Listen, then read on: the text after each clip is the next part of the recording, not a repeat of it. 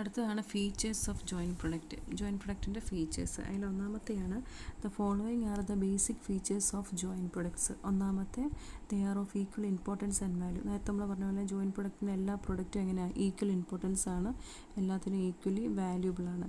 They are all produced in the same process and out of common raw material. എല്ലാം എങ്ങനെയാണ് പറയുന്നത്, same പ്രോസസ്സിൽ നിന്നാണ് എല്ലാം പ്രൊഡ്യൂസ് ചെയ്യുന്നത്.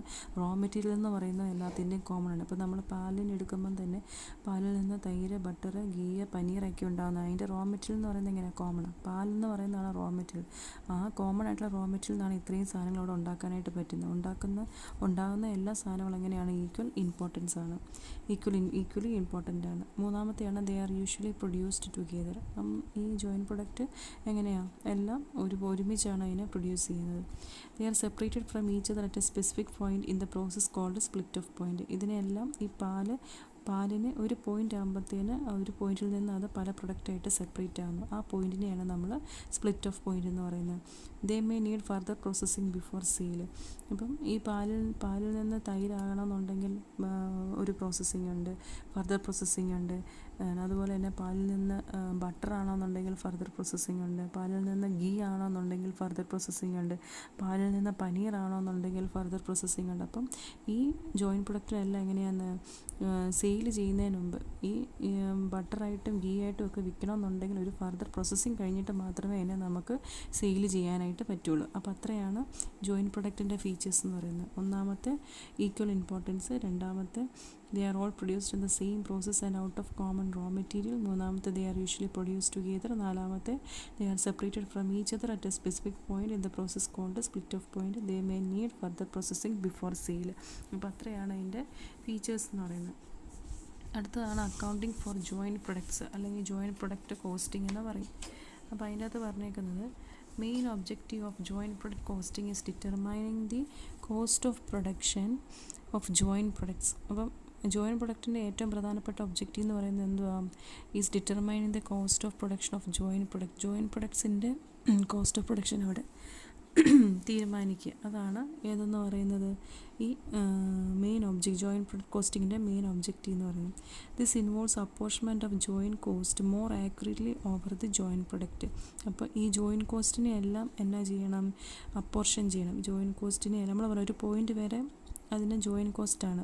അപ്പം ഈ പാലിനെ നമ്മൾ ബട്ടറായിട്ടും ഗീ ആയിട്ടും പനീറുമായിട്ടും ഒക്കെ ആ ഒരു പ്രൊഡക്റ്റായിട്ട് മാറുന്ന പോയിൻ്റ് വരെ അതിൻ്റെ കോസ്റ്റ് എങ്ങനെയാണ്, എല്ലാം ഒരുമിച്ചാണ് കോസ്റ്റ്, ജോയിൻറ്റ് കോസ്റ്റാണ്. അത് പല പല പ്രൊഡക്റ്റുകളായിട്ട് മാറിക്കഴിയുമ്പോഴത്തേന് എല്ലാത്തിനും പല പല കോസ്റ്റുകളാണ് ഉണ്ടാകുന്നത്. അപ്പം ആ പോയിൻ്റ് വരെ ജോയിൻറ്റ് കോസ്റ്റ്. അപ്പോൾ ആ ജോയിൻറ്റ് കോസ്റ്റിനെ എന്നാ ചെയ്യണം, അതിനെ ബാക്കി എല്ലാ ജോയിൻറ്റ് പ്രൊഡക്റ്റിലേക്ക് അതിനെ അപ്പോർഷൻ ചെയ്യണം.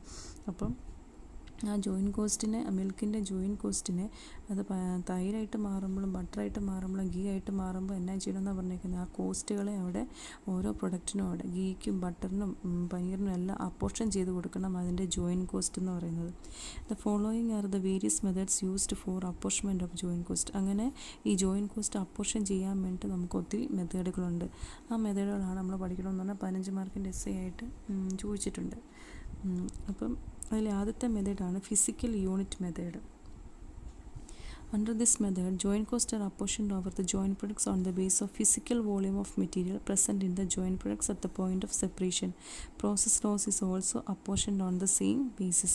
അപ്പോൾ ഈ മെത്തേഡ് അനുസരിച്ച്, ഫിസിക്കൽ യൂണിറ്റ് മെത്തേഡ് അനുസരിച്ച് ജോയിൻറ്റ് കോസ്റ്റിനെ നമ്മൾ എന്നാ ചെയ്യുന്ന, അപ്പോർഷൻ ചെയ്ത് ഓരോ ജോയിൻറ്റ് പ്രൊഡക്റ്റിനും അതിൻ്റെ ഫിസിക്കൽ വോളിയം, മെറ്റീരിയലിൻ്റെ ഫിസിക്കൽ വോളിയം അനുസരിച്ച് ജോയിൻറ്റ് കോസ്റ്റിനെ എല്ലാ ജോയിൻറ്റ് പ്രൊഡക്റ്റിലേക്കും അപ്പോർഷൻ ചെയ്ത് കൊടുക്കുകയാണ് ചെയ്യുന്നത്. Process loss is also apportion on the same basis. ഇനി പ്രോസസ് ലോസ് ഉണ്ടായാലും അതും അതേ സെയിം ബേസിസിൽ തന്നെയാണ് അതും അപ്പോർഷൻ ചെയ്യുന്നത്. അപ്പോൾ അതാണ് ഫിസിക്കൽ യൂണിറ്റ് മെത്തേഡ് എന്ന് പറയുന്നത്. അപ്പോൾ അതിൻ്റെ ഇല്ലുസ്ട്രേഷൻ 1 നോക്കിക്കോ. ക്വസ്റ്റ്യൻ കണ്ടോ, A coke manufacturing company produces the following products using 10,000 tons of coal at rupees 30 per ton from a common process. അപ്പം കോക്ക് മാനുഫാക്ചറിങ് കമ്പനി എന്നാ പറയുന്നത്, produces the following product using എത്രയാണ് 10,000 ടൺസ് ഓഫ് കോളാണ് ഉപയോഗിക്കുന്നത്. എത്ര രൂപയ്ക്ക്? At ₹30 per ton from A common process. അപ്പം common process അവരുടെ join cost എന്ന് പറയുന്നത് എത്രയാണ്? 3 lakh ആണ്. അപ്പോൾ ആ 3 lakhനെ ഈ എല്ലാത്തിനും കൂടെ വീതിച്ചു കൊടുക്കണം. ആർക്കൊക്കെയാണ്? Coke, tar, sulphate, benzol, total 3 lakh എല്ലാവർക്കും കൂടെ ആ ജോയിൻ കോസ്റ്റ് അവിടെ വീതിച്ചു കൊടുക്കണം. അപ്പോൾ അതിനാണ് ചെയ്യുന്നത്. അപ്പോൾ ആദ്യമേ കോക്കിൻ്റെ തന്നിട്ടുണ്ട്, ടാറിൻ്റെ തന്നിട്ടുണ്ട്, സൾഫേറ്റിന് തന്നിട്ടുണ്ട്, ബെൻസോളിൻ്റെ തന്നിട്ടുണ്ട്. അങ്ങനെ മൊത്തം ഈ എല്ലാ പ്രൊഡക്റ്റിൻ്റെയും ടോട്ടൽ എന്ന് പറയുന്നത് 9,600 ഇനി എന്നാ ചെയ്യേണ്ടതെന്ന് ചോദിച്ചാൽ അതിൻ്റെ പറഞ്ഞേക്കുന്നത് apportion the joint cost among the products on the basis of physical unit method. അപ്പോൾ ഏത് മെത്തേഡാണ് ഉപയോഗിക്കേണ്ടതെന്നുള്ള ക്വസ്റ്റിൻ്റെ അകത്ത് പറയും. പിന്നെ അത് പറഞ്ഞേക്കുന്നുണ്ടോ apportion the joint cost among the products on the basis of physical unit method. Physical unit method വെച്ചാണ് അത് ചെയ്യേണ്ടത്. അപ്പോൾ ഇതുപോലെ ഒരു ടേബിൾ അവിടെ വരയ്ക്കുക. Statement showing apportionment of joint cost. അതൊരു ടേബിൾ അതുപോലെ വരയ്ക്കുക. അപ്പം എന്നിട്ട് അവിടെ എന്നാ ചെയ്യണം? പ്രൊഡക്റ്റ് എഴുതണം, ടണ്ണെന്നും പറഞ്ഞ് എഴുതണം, ഔട്ട്പുട്ട്, കാൽക്കുലേഷൻ, ജോയിൻ കോസ്റ്റ്. അപ്പോൾ പ്രൊഡക്റ്റ് ടണ്ണെന്ന് പറയുന്ന ഓരോ ഇതാണ് തന്നേക്കുന്നത്. കോക്ക്, ടാറ്, സൾഫേറ്റ്, ബെൻസോൾ, അതാണ് ഇവിടെ പ്രൊഡക്റ്റ് എന്നും പറഞ്ഞ് എഴുതേണ്ടത്. ബ്രാക്കറ്റ് ടണ്ണ് കൊടുക്കുക. പിന്നെ ഔട്ട്പുട്ട്, അതിൻ്റെ എമൗണ്ട് എത്ര ഏതൊക്കെയാണെന്നുള്ളത് 7,000, 2,400, 104, 96 അതെല്ലാം കൂടെ എഴുതുക. അതിൻ്റെ ടോട്ടലോടെ എഴുതുക. പിന്നെ കാൽക്കുലേഷൻ കാണിക്കാൻ വേണ്ടിയിട്ട് ആ 3 lakhനെയാണ് നമുക്ക് ഇവർക്കെല്ലാം ഇതുവഴിയോട് വീതിച്ചു കൊടുക്കണം. എന്നിട്ട് ഇവിടെ ജോയിൻ കോസ്റ്റ് എന്ന് എഴുതുക. എന്നിട്ട് എഴുതേണ്ടത് 7,000 ഇൻറ്റു കാൽക്കുലേഷൻ കാണിക്കണം, വീതിച്ചു കൊടുക്കാൻ വേണ്ടിയിട്ടാണ്. എന്നിട്ട് അവസാനം ആ ജോയിൻ കോസ്റ്റ് നമ്മളെല്ലാവർക്കും വീതിച്ചു കൊടുക്കാൻ വേണ്ടിയിട്ടാണ്. 7,000 ഇൻറ്റു 10,000 എന്ന് പറയുന്നത് എത്രയാണ്? നമ്മുടെ ക്വസ്റ്റിൻ്റെ അകത്ത് പറഞ്ഞില്ലായിരുന്നു എത്രയാണ്? യൂസിങ് 10,000 ടണ്ണാണ് ഉപയോഗിക്കുന്നതെന്ന് പറഞ്ഞു. അതാണ് ഈ 10,000 പറഞ്ഞേക്കുന്നത്. 10,000 ഡിവൈഡഡ് ബൈ ഇതിൻ്റെ ടോട്ടൽ 9,600 ഇൻറ്റു 30 per ton എന്നല്ല പറഞ്ഞേക്കുന്നത്, ഇൻറ്റു 30. അന്നേരം കോക്കിൻ്റെ കോസ്റ്റ് കിട്ടും. കോക്ക് കൊടുക്കേണ്ട കോസ്റ്റ് 3 ലക്ഷത്തിൽ നിന്ന് കോക്ക് എത്രയാണ് കൊടുക്കേണ്ട ജോയിൻ കോസ്റ്റ് കൊടുക്കേണ്ട എത്രയാണെന്ന് കിട്ടും. ഓരോരുത്തരും കൊടുക്കേണ്ട ജോയിൻ കോസ്റ്റ്. ഇനി ടാറിൻ്റെ 2,400 ടാറിൻ്റെ ഔട്ട്പുട്ട് എന്ന് പറയുന്നത്. 2,400 ഇൻറ്റു 10,000 ഡിവൈഡഡ് ബൈ 9,000 ഇൻറ്റു 30. അപ്പോൾ അതങ്ങനെ കിട്ടി. പിന്നെ അടുത്തത് 9,000 അല്ല 9,600 കേട്ടോ. Sulphate 104 into 10,000 divided by 9,600 into 30. അടുത്ത ബെൻസോളിൻ്റെ 96 ഇൻറ്റു 10,000 ഡിവൈഡ് ബൈ 9,600 ഇൻറ്റു 30, 3,000. അങ്ങനെ എല്ലാം കൂടെ കൂട്ടിക്കഴിയുമ്പം അവസരം നമുക്ക് എന്നാ കിട്ടണം? 3 lakh കിട്ടണം. ജോയിൻ കോസ്റ്റ് എല്ലാം കൂട്ടിക്കഴിയുമ്പോഴത്തേനും ലാസ്റ്റ് നമുക്കവിടെ 3 lakh കിട്ടണം. ഇപ്പോൾ അങ്ങനെയാണ് നമ്മുടെ ഈ ഫിസിക്കൽ യൂണിറ്റ് മെത്തേഡ് വെച്ച് ചെയ്യുന്നത്. അപ്പോൾ ഇതിൻ്റെ തന്നെ സെയിം ഒരു പ്രാക്ടിക്കൽ പ്രോബ്ലം കിടപ്പുണ്ട്. പ്രാക്ടിക്കൽ പ്രോബ്ലം 1 അത് നിങ്ങൾ ചെയ്യണം. അത് ചെയ്ത് നിങ്ങൾ സബ്മിറ്റ് ചെയ്യണം. അപ്പം ഇല്ലസ്ട്രേഷൻ 1 മനസ്സിലായില്ലേ? ഇത് ഏത് മെത്തേഡാണ് ഉപയോഗിക്കുന്നത്? ഫിസിക്കൽ യൂണിറ്റ് മെത്തേഡ് വെച്ച് ഉപയോഗിക്കുന്ന കാര്യമാണ് പറഞ്ഞേക്കുന്നത്. അപ്പോൾ ഓരോ മെത്തേഡിനും ഓരോ രീതിയിലാണ്, എല്ലാം ഒരുപോലെയല്ല. ഓരോ മെത്തേഡും ഓരോ ഫോർമാറ്റാണ്. അപ്പോൾ അത് ഏതൊക്കെയാണ് ഏതിൻ്റെ ഫോർമാറ്റ് എന്നുള്ളത് അത് പഠിച്ചു വെക്കണം. അപ്പോൾ ഫിസിക്കൽ യൂണിറ്റ് മെത്തേഡ് എന്ന് പറയുന്നത് ഇങ്ങനെയാണ് ചെയ്യുന്നത്. അപ്പോൾ ഇങ്ങനെ തരും. കോക്ക്, ടാറ്, സൾഫേറ്റ്, ബെൻസോൾ എന്ന് പറയുന്നത് തരും. അതുപോലെ തന്നെ ക്വസ്റ്റ്യൻ ഇങ്ങനെയായിരിക്കും. 10,000 tons of call at ₹30 per ton from A common process. അങ്ങനെ ഇങ്ങനെയായിരിക്കും ക്വസ്റ്റ്യൻ വരുന്നത്. അപ്പോൾ അതുപോലെ അവർ പറയും ഫിസിക്കൽ യൂണിറ്റ് മെത്തേഡാണ് ഉപയോഗിക്കേണ്ടതെന്നുള്ള കാര്യം ഇവിടെ ക്വസ്റ്റ്യൻ പ്രത്യേകം പറയും. അപ്പോൾ അങ്ങനെ വരുമ്പോൾ പ്രൊഡക്റ്റ് എഴുതുക, ഔട്ട്പുട്ട് എഴുതുക, കാൽക്കുലേഷൻ എഴുതുക, ജോയിൻ കോസ്റ്റ് എഴുതുക, കോക്കിൻ്റെ ഔട്ട്പുട്ട് എഴുതുക 7,000. അതിന് നമുക്ക് പറഞ്ഞിരിക്കുന്നത് ഇവിടെ ക്വസ്റ്റ്യനകത്ത് പറഞ്ഞിട്ടില്ലേ 10,000 പറഞ്ഞിട്ടില്ലേ? യൂസിങ് 10,000 ടൺ അതാണ് എഴുതുന്നത്. 10,000 ഡിവൈഡ് ബൈ ഇതിൻ്റെ ടോട്ടൽ 9,600 ഇൻറ്റു 30 ₹30 per ton. അപ്പോൾ അങ്ങനെ മൊത്തം എഴുതി അത് ഓരോരുത്തർക്കും കൊടുക്കുക. അതിന് വിധിച്ച് കൊടുത്തിരിക്കുന്നത് കാണിക്കുക. എന്നിട്ട് ഈ ജോയിൻ കോസ്റ്റ് മൊത്തം കൊട്ടുമ്പോൾ നമുക്ക് 3 lakh അവിടെ കിട്ടണം. അപ്പോൾ അങ്ങനെയാണ് ഫിസിക്കൽ യൂണിറ്റ് മെത്തേഡ് അവിടെ ചെയ്യുന്നത്. ഇനി അടുത്ത രണ്ടാമത്തെ method average unit cost method.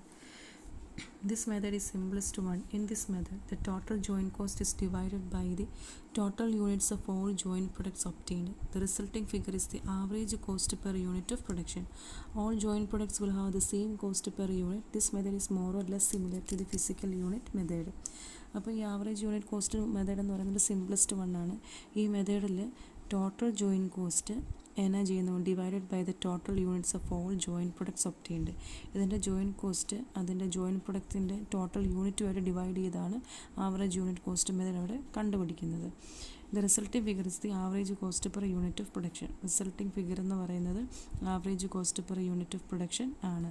അപ്പോൾ ഇനി അടുത്ത പറയുന്നത് this method is more less similar to the physical unit method. ഈ മെത്തേഡ് എന്ന് പറയുന്നത് അത് സിമിലറുമാണ്, എന്നാൽ സിമിലർ അല്ലെന്നും പറയാനായിട്ട് പറ്റും. ഏതിനോട്? Physical unit മെത്തേഡിനോട്.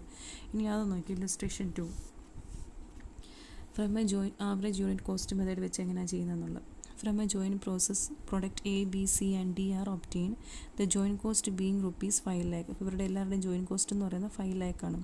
The units of the joint products are A 3000 kg, B 5000 kg, C 10,000 kg and D 7,000 kg. Apportion the joint cost among the products according to average unit cost method. അപ്പോൾ ഓരോന്നും പറയും ഏത് മെത്തേഡാണ് ഉപയോഗിക്കേണ്ടത്. അപ്പോൾ ഇതിൻ്റെ joint cost 5 lakhനെ apportion ചെയ്ത് കൊടുക്കണം. ഈ മെത്തേഡ് അനുസരിച്ച് ആവറേജ് യൂണിറ്റ് കോസ്റ്റ് മെത്തേഡ് അനുസരിച്ച് ഓരോരുത്തർക്കും അപ്പോർഷൻ ചെയ്യണം. അതിന് ആദ്യമേ കാണേണ്ടത് ആവറേജ് കോസ്റ്റ് പെർ യൂണിറ്റ് കാണണം. ആവറേജ് കോസ്റ്റ് പെർ യൂണിറ്റിൻ്റെ ഫോർമുലയാണ് തന്നേക്കുന്നത്. Joint processing cost divided by total output. Joint processing cost എന്ന് പറയുന്നത് എത്രയാണ്? ഈ 5 lakh. ടോട്ടൽ ഔട്ട്പുട്ട് എന്ന് പറയുന്നത് എത്രയാണ്? ഈ എ ബി സി ഡിയുടെ മൊത്തത്തിലുള്ള ടോട്ടൽ, അതായത് 3000 + 5000 + 10,000 + 7,000, ഇതിൻ്റെ എല്ലാം കൂടെ ടോട്ടലാണ് ഈ 25,000 എന്ന് പറയുന്നത്. അപ്പം ആവറേജ് കോസ്റ്റ് പെർ യൂണിറ്റ് കാണാൻ വേണ്ടിയിട്ട് joint processing cost divided by total output, അതായത് 5 lakh ഡിവൈഡഡ് ബൈ 25,000, അപ്പോൾ ₹20 എന്ന് കിട്ടും. ഇനി അടുത്ത ചെയ്യേണ്ടത് joint cost of each product. ഓരോ പ്രൊഡക്റ്റിനെയും ഈ ആവറേജ് കോസ്റ്റ് പെർ യൂണിറ്റ് കൊണ്ട് മൾട്ടിപ്ലൈ ചെയ്യുക. A = 3000 × 20, B = 5000 × 20, C = 10,000 × 20, D = 7,000 × 20. എന്നിട്ട് മൊത്തം ടോട്ടൽ നമുക്ക് എന്നാ കിട്ടും? 5 lakh കിട്ടും. അപ്പോൾ 5 lakhൻ്റെ മൊത്തം നമ്മൾ ഇവർക്ക് വിധിച്ചു കൊടുത്ത അവസാനം നമുക്ക് ടോട്ടൽ 5 lakh എന്നവിടെ വരണം. അപ്പോൾ ഇങ്ങനെയാണ് ആവറേജ് യൂണിറ്റ് കോസ്റ്റ് മെത്തേഡ് വെച്ച് അവിടെ പ്രോബ്ലം ചെയ്യുന്നത്. അപ്പോൾ അതാണ് 2 മെത്തേഡ്. അപ്പോൾ ആദ്യത്തെ മെത്തേഡ് ഫിസിക്കൽ യൂണിറ്റ് മെത്തേഡും രണ്ടാമത്തേത് ആവറേജ് യൂണിറ്റ് കോസ്റ്റ് മെത്തേഡും. അപ്പോൾ ഇതിൻ്റെ രണ്ടിൻ്റെയും പ്രാക്ടിക്കൽ പ്രോബ്ലം 1 ഉം 2 നിങ്ങൾ ചെയ്ത് സബ്മിറ്റ് ചെയ്യണം.